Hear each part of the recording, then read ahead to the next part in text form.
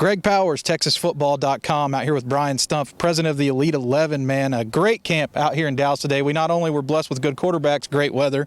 Thanks for coming and let me be a part of it. Absolutely. Wow, I'm just going to start at the top. You know, Quinn Evans, he's the number 1 rated guy in the country, came out here and had a good day throwing the ball, stamped his ticket, going to the finals. What did you see out of Quinn? Yeah, I think you saw everything that people talk about with Quinn Evans in terms of the arm talent.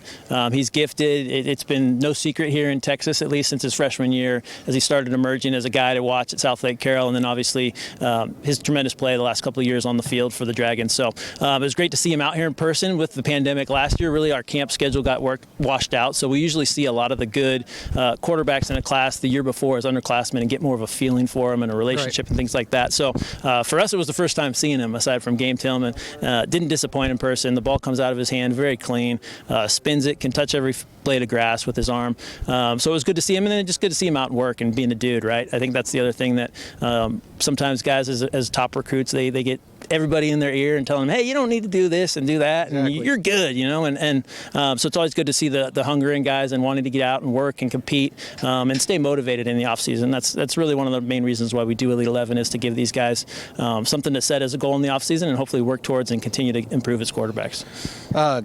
Guy he faced in the state championship game, Cade Klubnik. I know he's not 100% healthy coming back from an AC joint injury, but he looked really good early on throwing the football out here, and he seems like a really great kid. Absolutely. Great kid. Passes all the tests instead of intangibles, and a charismatic kid, and then the athleticism, too. He's always been a twitchy kid, and I think in the times that we've seen him before, and tested well. And like you said, I think he threw the ball well enough, and knowing this is really the first time he's gone out and had a long day like this, I thought he battled through the whole day and finished with some of his best throws towards the end of the day. So, but yeah, you love what he does in pads first and foremost, and we always want to base it off that. That's always going to be the bulk of a player's evaluation is what they do in pads as a quarterback during the season for their high school teams, and then we want to verify some of those, whether it's intangibles, coachability, and then athleticism when we see him out here in person. And Cade checked all those boxes. I don't want to say he's a surprise because he's committed to Florida and he's obviously one of the top guys in Texas, but Nick Evers is going to the finals too, and that's a pretty big deal for him and his family. I know that.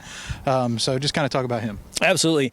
Nick, I think you see a lot of work that he's put in. You know, if you rewind to this time, probably in the offseason last year, coming out of his sophomore year, I don't think anybody knows Nick Evers' name, and he's really a great example to a lot of young kids that want this quarterback thing to happen instantly. I want to be a 5-star as a freshman, or I want to get scholarship offers when I'm heading into my sophomore year, and it really just doesn't work like that for the majority of guys. It's the 95% of them are going to get recruited off their junior year. Nick had a really strong junior year, you know, threw it around a ton for Flower Mound there, and then he went right to work in the offseason, and he's tightened up his release. You can see it from what his tape was in the fall to seeing him out here in person today. And then athletic too. You know, didn't necessarily run a ton or even showcase that when you look at his film from the fall, but ran in the 4.7s today.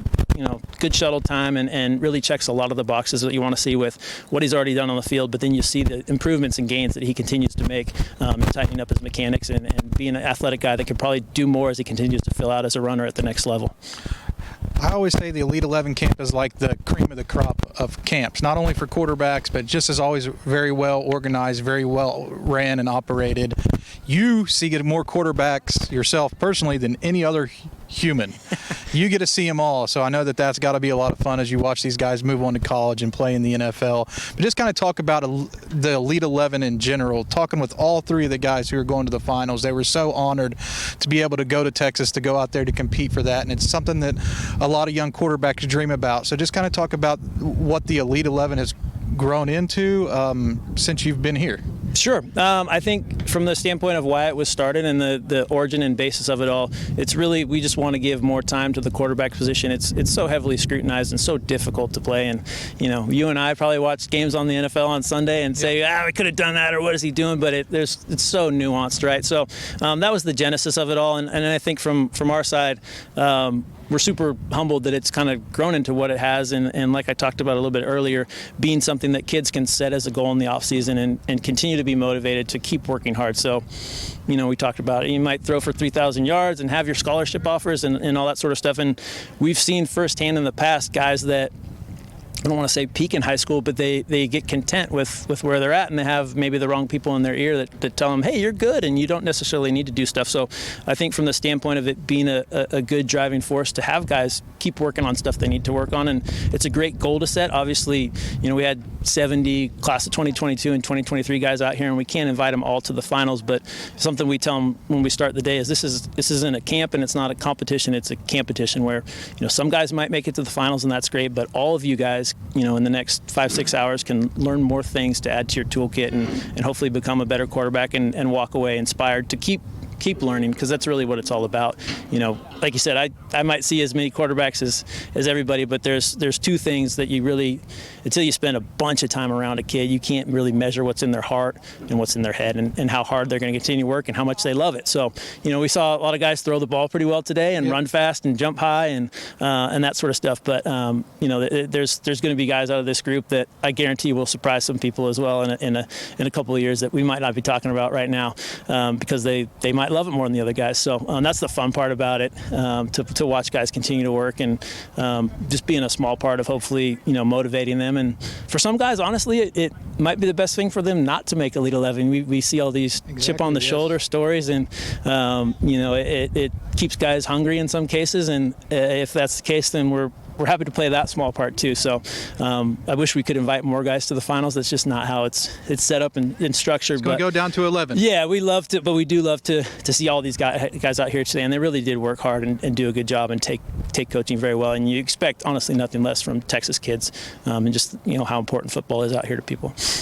Brian Stumpf, he's going to get a chance to work with three of the best when they come out later on. Actually, four, Connor Wegman, I believe, also coming out there from Houston. So some of the best in Texas going out there to compete in the Elite 11 finals. Brian, thanks for the time and good luck with the rest of the camp series. Absolutely. Thanks for being here.